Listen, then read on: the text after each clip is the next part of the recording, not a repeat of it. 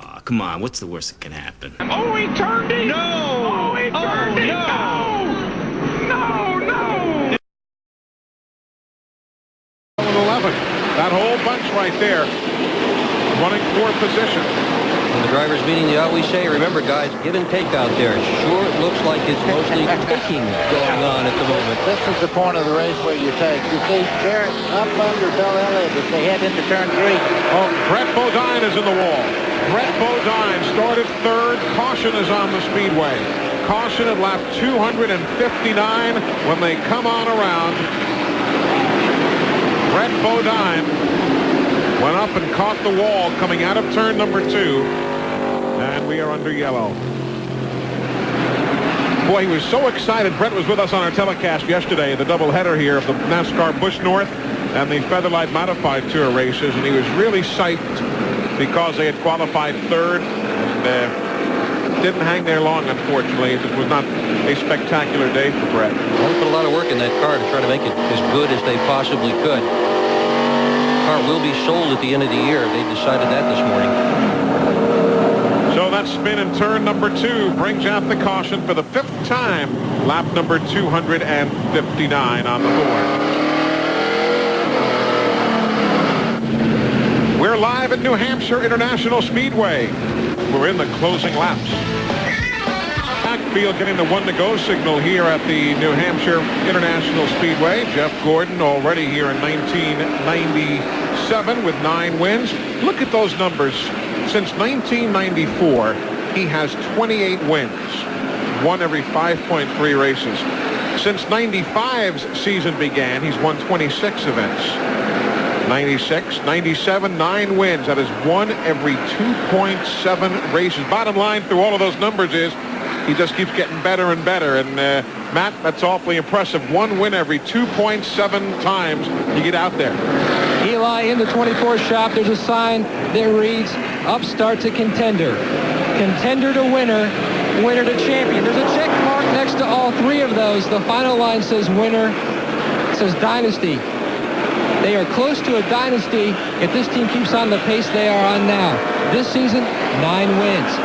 They are 4 wins away from tying the King Richard Petty's all-time mark for the modern era of 13 wins. An interesting note, they have victories at 7 of the 8 tracks that remain on the 1997 schedule. And they would love to add that to their already stellar resume. 9 wins to 15 for Fords as a unit here in 97. All right, green flag with 38 laps to go. $3.7 million so far this year at age 26. Not bad. Not bad at all. My best year. your whole career. The leader, Gordon. You see Craven now in second. Has been for a while. The third car in your picture is Dick Trickle.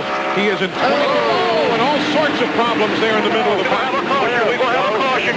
No caution yet. No caution yet. Chad Little right in the middle of all that. The green and yellow car. A little grass got kicked up on the track, but no other debris, we are told by the NASCAR observers. And Green staying on the speedway. And now second spot moving around.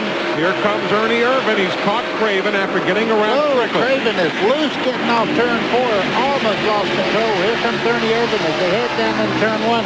He should make this pass without any trouble whatsoever. Yeah, Irvin didn't look all that straight either for a little while. Yeah, but he could drive. I'm going to tell you what. You talk about a guy that can manhandle a race car. Ernie Irvin is really, really good. When the car may be a little bit loose, he drives very, very well. Now there's problems in turn 2. Sterling Marlin. Terry Labonte with flame behind his car now. Midway on Terry's got a fire. A fire in the middle of the backstretch on Terry Labonte's car. There you see it right there, and he is going to be scampering out of the car as quickly as he can. Boy, that thing is bent up. Derrick Cope got a piece of that as well. He just came by with a lot of smoke. The 37 was involved, Jeremy Mayfield. There you see Cope. A little smoke from behind Mark Martin also. Don't know if there was some sheet metal crunched in there. Lap 265. There you see Mark's car. And he's checking now. He's going back and forth. They had to clean off the tires as he went through the debris, but there was also some smoke as the body was shifting. And there's old Sterling. Oh, that thing is wrecked. He was already back in 34th, just finishing out the laps of the day. You see a little smoke, and Mark's still checking as he zigs and zags that car backwards and forwards. Mandatory ride to the infield care center for Terry Labonte.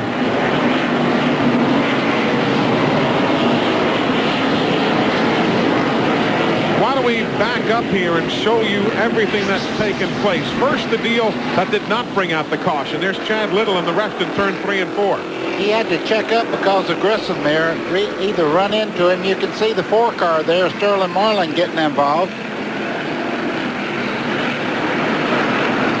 Here it is again. From our look on the straightaway heading back. That is the second incident that took place just moments ago. And involving the same group of cars. This is a crash that took place. Wow. Well, there's what Terry's problem. Yep. You see Kyle trying to sneak through, and he has to tick off the wall. That was nearly a one-lap accident. You know what happens there?